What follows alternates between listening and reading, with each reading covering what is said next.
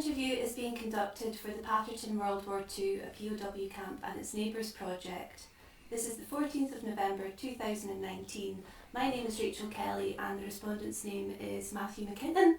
Could I get you to confirm your name, please? Hi Rachel, yes, I'm Matthew McKinnon. Could I ask which year you were born in, please? Just the year. I was born in 1938. Okay, and whereabouts were you born? I was born in McClellan Street in Ibrox. And whereabouts were you brought up, please? Yeah, when I was about 3 years of age, we moved to new council houses that were being built in Deanston Drive in Shawlands. So some of my earliest memories are from Deanston Drive in Shawlands, yeah. Okay. Can I ask what your connection to Patterton Camp is? Well, it wasn't a strong connection, but I think I mentioned previously that my father was working in Rolls-Royce during the war, and he worked very long hours building aero engines and so on. But Saturday afternoons were always free. He worked on Saturday morning. When he came home, we invariably went walking, and we went up to, one of our favourite trips was taking the bus up to Newton Mearns, and there used to be an SMT garage there just where the Asda supermarket is. So we would get off the bus there, we would play in the swings, and then we would walk down the big hill, and there's a little river, a little burn on the left hand side with a waterfall. We always went to the field there and had a picnic. We paddled in the burn and then played on the waterfall. Then we walked down Stewarton Road, and as we came down Stewarton Road we passed the Patterton prisoner of war camp, and the prisoners would always, some prisoners come to the wire because I had 3 brothers and 2 sisters, and most of the time we would all be there, but and sometimes my older siblings would bring their friends, so there would be quite a crowd of us. So the Italian prisoners of war were always fascinated with this couple with all these children. So sometimes my dad had to say, put his 6 together and say, that's mine, the rest are our friends, So that was really how we got to know Patterton. Yeah, I guess over the years we must have walked past the camp dozens of times, because when I was a child I was hospitalised for a year, so when I was 6 I would be back out of hospital, and then we always went walking. We were just a walking family. We went walking all the time. So that's why we just got to know Patterton, well, it's just the prisoner of war camp, and it was mostly Italians that we spoke to as they came to the wire. Can you remember, do you have any impression of what the demeanour of the Italians? My recollection is that there were always happy occasions, because I guess it was nice for them. They had lost their families themselves, and so they were engaging with us as a family, and I was just a youngster, so I wasn't speaking or trying to speak to them, but my dad was trying to make conversation with them, and there were always happy occasions, smiling and laughing and waving of arms as Italians tend to do.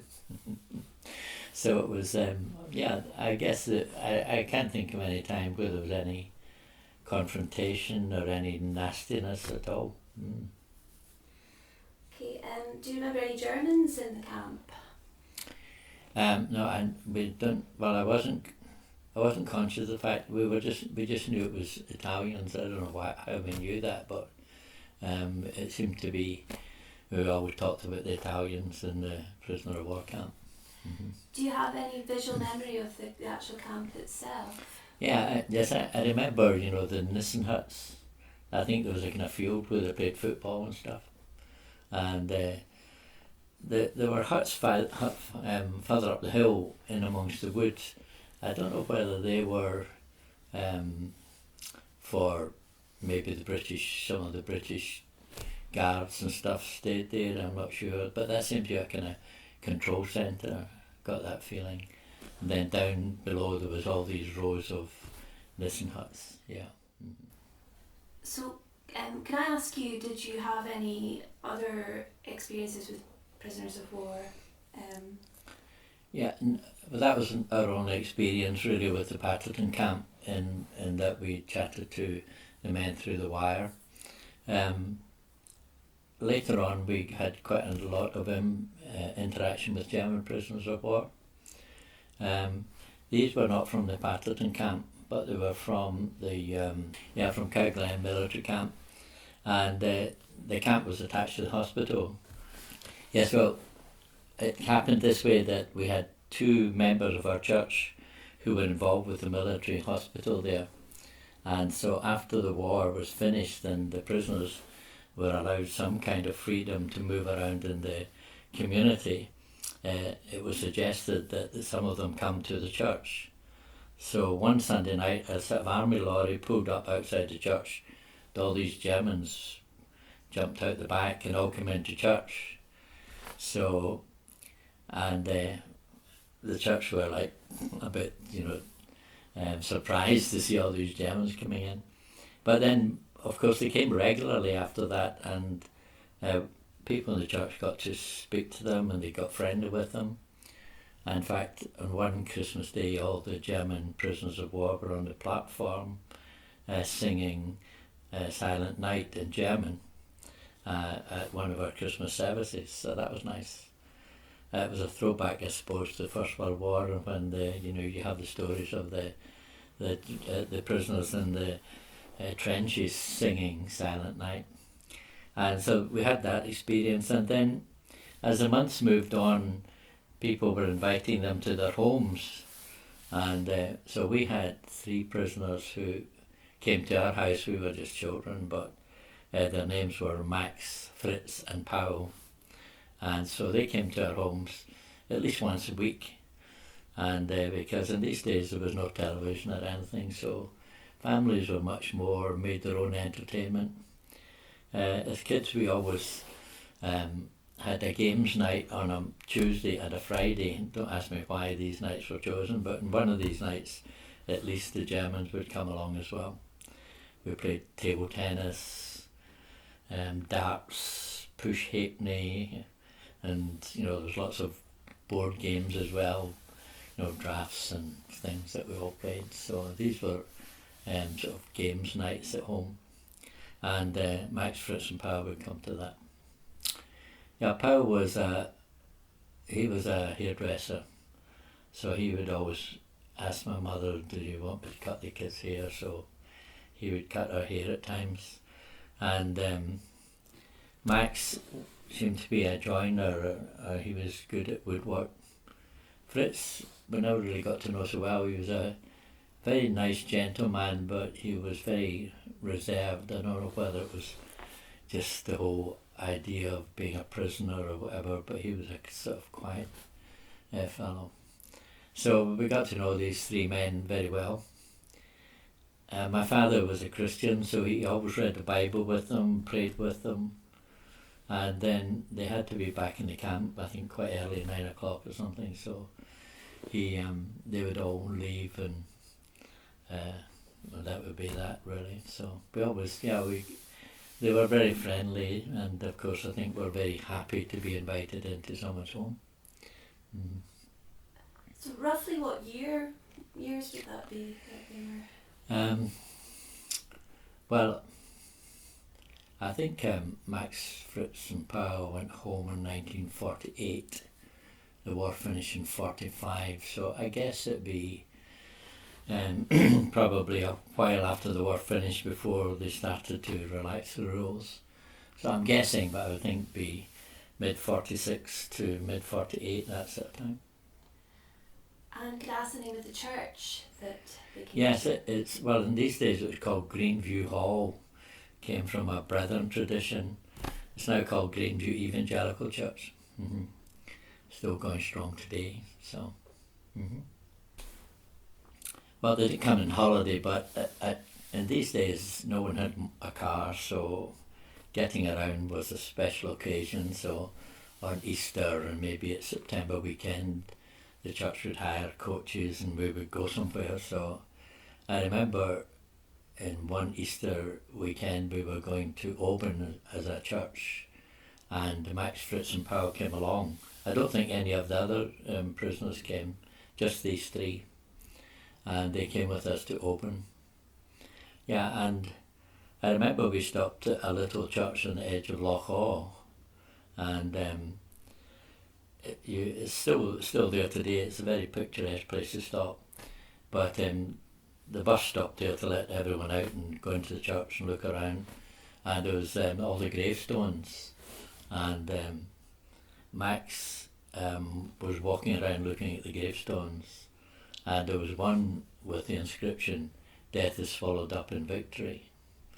And he said to my dad, he called my father over, he said, "This is not true for us."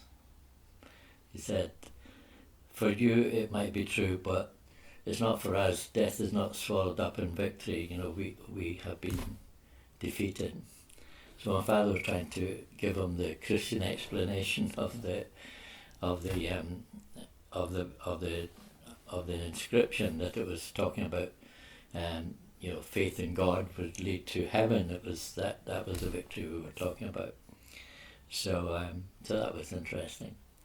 Yeah, and we went walking, and everybody walked in these days. So when we arrived in Oban, we walked to the Ganavan Sands and that sort of stuff, and that's where the pictures were taken with us with our prisoner of war hats on. Mm-hmm. Yeah, so yeah. Mm-hmm. And do you know what happened to the gentleman after he left? Yeah, well, we know Max. Max seemed to know that he had lost his family in the war, although he did say he had a sister that he thought was still alive. And he was very concerned when he was being repatriated, because he was going to the eastern sector, which was, of course, controlled by the communists. So he was very concerned about that. Fritz and Powell were going to the western sector. I don't think they knew what had happened to their family. They were just going home to find out, what had happened. So, so they weren't so frightened in the sense that they knew they were going to be in an area controlled by the Western Allies. But Max was very concerned because he was going to the Russian sector. Mm. We never heard from them after they went back. They did say we will keep in touch, but I guess it was quite impossible, really. So when my brother was called up, he was in the army just after the war, and he was stationed in Hamburg, and his description of the place was it was just completely flattened, so I guess when these guys returned home, there was just nothing to be seen, so trying to find family and all of that would just overwhelm them, I guess. Mm. I'm going to ask you some general World War II questions. Could you tell me any memories you have about rationing, please? Yes, well, before I tell you that, I could tell you that when I was 5 years of age, I was in hospital for a year in Belvedere Infectious Diseases Hospital because I had contracted diphtheria, and I was in hospital for 6 months, and then after I had been in hospital for 6 months, I was home. After I'd been home a month, I contracted scarlet fever, so I was back in hospital for another 5 months. And while I was in hospital, I had a mastoid. I took a mastoid, so I had an operation to remove the mastoid, which was quite brutal in these days. They basically just drilled a hole with a drilling machine behind your ear. So that was when you were in the hospital, it was a very oppressive place because all the windows were bricked up to prevent bomb blasts. So it was quite dull and dark in the ward at all times. And at one point I was dying, and they sent for my mother and father, so they came and they were allowed in to the hospital. But if you don't believe in the power of prayer, then all the people in the church were praying, and I made a remarkable recovery, and not only that, but all the other kids who were getting this operation invariably were deaf, but my hearing was unimpaired, so that was remarkable. Do you remember there being gardens at the hospital? Were you outside at all? We couldn't see out the window at all because it was bricked up. At that stage I had a little knitted sailor boy that as a child I used to throw up, and it went behind the baffle wall. So we had all the nurses trying to retrieve my my little sailor boy, but they were unsuccessful. Someone had to knit me another one. So yeah, you couldn't see anything out the board at all. I seem to remember the windows had a kind of oval shape at the top, but they were bricked up to within 3 feet of the top of the window. Yes, well, I remember that if you didn't have a bowel movement, you got a cup of Gregory's mixture. I don't know if you've ever tasted Gregory's mixture, but it's the most horrible stuff to consume. But again, as a child, I just drank it up, and that was it. My only memory of the hospital is at night. There was a light at the end of the ward, and a doctor in a white coat standing at the end of the ward. That was you could say that was one memory I had. And in the middle of the ward, there was like, I suppose what people put in the middle of their kitchens now, a kind of unit where, the nurses, was a kind of nurses station, and where they dished out medicine and stuff. But I don't think they gave you any medicine. I don't remember getting any medication at all for diphtheria or scarlet fever. I was just watched. That was the first year of I started school about 4.5, and I was in the hospital from the age of 5 to more or less the age of 6. Mm-hmm. Yeah. You were asking me about rationing. Yes, I did have a ration book. My mother kept all the ration books, and we were always given a sweetie coupon on a Saturday to go to the sweetie shop. But the problem was that when you got to the sweetie shop, they'd had no sweeties. So as children, we would have the wee coupon cut out in a threepenny piece. We would just put it on the counter and say, "Sweeties, please," because there was nothing in display. So if you had any sweeties, she would give you something in a bag. If there was no sweeties, she would say, "All I've got is licorice stick or cinnamon stick. You got a piece of that, if you wanted it." So that was, but of course, rationing meant dried egg. We always had dried egg powder, and we ate a lot of porridge, I guess, and that kind of thing. My mother somehow got custard powder was available too, because a child I used to ask her, "Do you get custard in heaven?" I liked it that much. So that was that, yeah. But I suppose people just made do really with what they did, what they could. Soup, of course, and hot pot was the thing. Everyone was making a hot pot and soup and so on. But somehow there was a clothes rationing as well. You had to have a coupon to buy new clothes. So I would remember it was a very special occasion if you were going to get a new jacket or anything. My mum came with a coupon and picked your jacket. So, but she would probably, being a child, it was someone else's worry, not mine. So other than just, could I get my sweetie coupon please on a Saturday? Do you have any memories of air raid shelters? Yeah, we had 2 air raid shelters in at the back of our block of flats, and we were down there on a number of occasions. In fact, I'm not sure. No, I think they've knocked them down now, but they were there until quite recently. And if you go to the end of Deanston Drive, you can still see the air raid shelters there on the right hand side just before you turn the corner. There's 2 air raid shelters there, still there. And one night the Germans dropped a bomb at the other end of Dainson Drive and destroyed some houses down there. So it was just a stray bomb. I think everybody was trying to bomb the shipyards and so on, but a stray bomb fell along the other end of Dainson Drive. And we went to their shelters, yeah. We would be carried down in the middle of the night if the sirens went off. So. Could you describe what they looked like? Yes, there was the ones that we were in were square, and as you entered there was a long passageway and a number of rooms off that with kind of, I don't know, concrete seats or something, and people just went in where they could.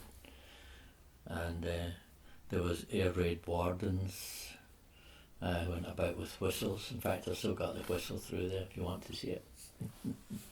And we called them the ARP men, and all the windows had to be blackened out during the war. And I can remember the warden shouting, "Get that light out," to one of the neighbours. You know, if you left your light on, it was shining out of the window. And we used to walk from Dainson Drive up to the church in Pollokshaws, and there was always an ARP man stood at the top of Hector Road, and you were allowed a torch as long as you pointed it to the ground. But I always remember him saying to my father, "Make sure the kids don't shine their torches up in the sky or anything." So yeah, that was the air raid shelters. But sometimes my father didn't bother taking us down. I remember at times we would all just, he'd get us all up out of bed and we would just sit in one area of the house in the hallway or something. But maybe I suppose it was a particularly wet, cold night. He would say, "We'll just stay." He was a man of faith. He was always praying, and so he had this sense that God was watching over us. So. Did you go to the cinema and watch newsreels? No, we didn't. No, I guess just after we had a crystal radio. You know, we had a battery that you filled up, and then after the war,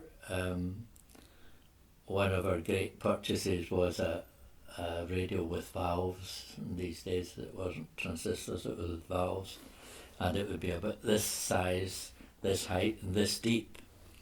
And we listened to all the news bulletins and Dick Barton, special agent, and all that kind of stuff. And I remember my father always up at 6 in the morning, so my mother would be up early. She would turn the radio on, but because there was no programs on, she didn't know what volume she was putting on, so she would have the thing turned up full, and all of a sudden, you know, there'd be a huge booming sound. "This is the BBC" or something, you know. So then she would rush to try and turn the thing down. Mm-hmm. Could you tell me about gas masks, please? Yeah, I had a Mickey Mouse gas mask, and yes, we would put them on if we were going down to the air raid shelters. Everyone had a gas mask. Yeah, you can see pictures of them online now. But I was the youngest of the family, so mine was a Mickey Mouse gas mask, which we put on. Mm-hmm. And how did you feel about that? Was it scary to you? Or? I don't remember being scared of it, no. No, just, my dad said, "You've got to put your gas mask on," we just stuck on, and that was it. Went down to the air raid shelter. Mm-hmm. Do you remember any American GIs? Yes, well, as I say, in the few years following the war, there was lots of prisoners who are now moving about in the community, because it took some time to repatriate all these prisoners back to all over Europe and different places.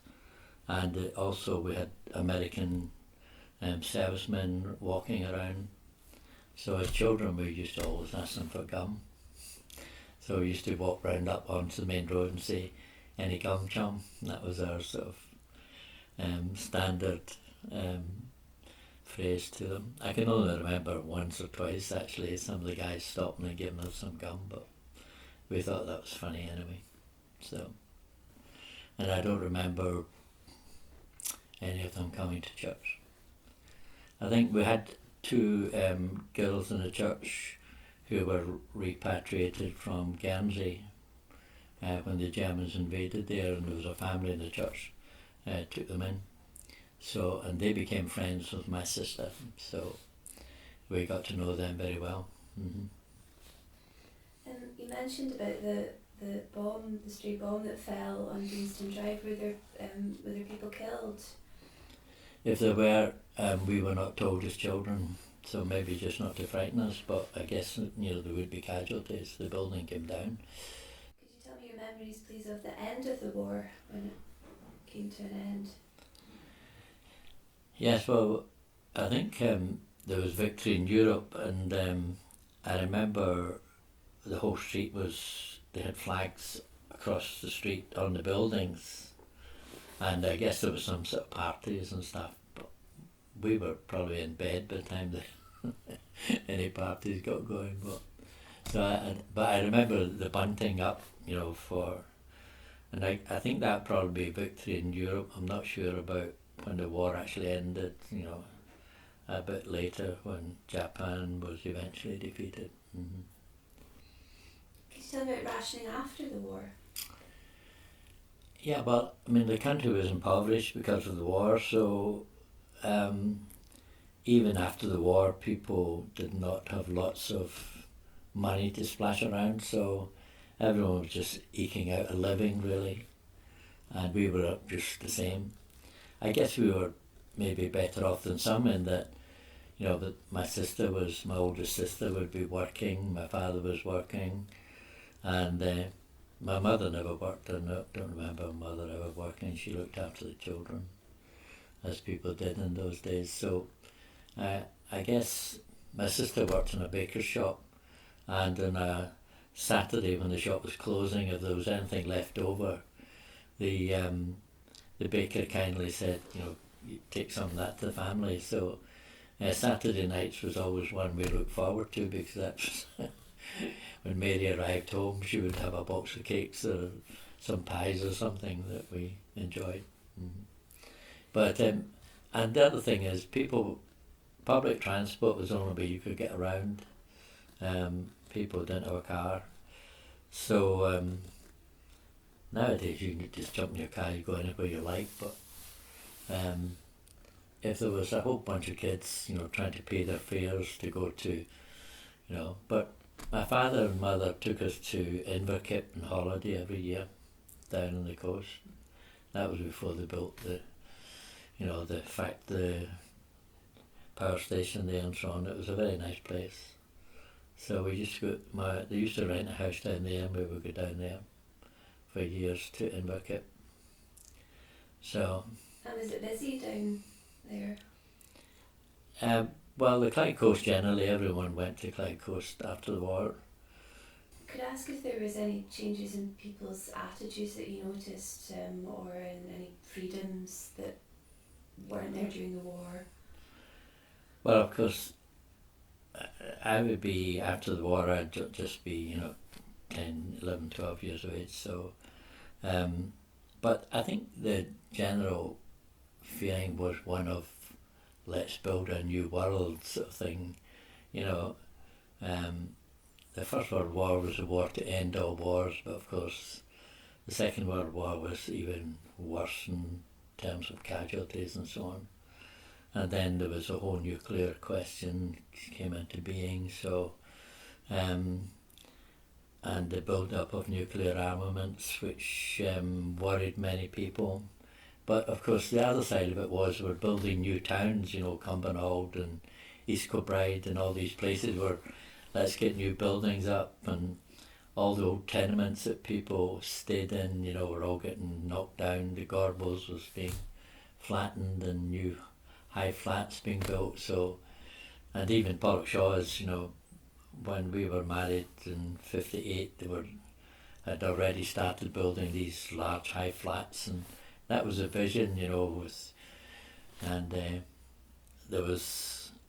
Labour government, who were trying to, build a new life, and saw glossy pictures of this new life we were all going to live in high flats and central heating and so on. So anyway, so I think I think there was an attitude of let's do it, let's and of course in the 60s you had the sexual revolution as well, where marriage started to break down and people changing partners and all of that. So there was huge changes, after the war. So in society at large, church attendance dropped off. People were asking, why did God allow this and that and so on. So all these things had an impact in people's thinking and lives. And so the 50s and 60s were years of great change all around, I think. Thanks very much, Matthew. Thank you very much for sharing your memories with us. It's Okay. much appreciated. Thank you. That's fine. Thank you.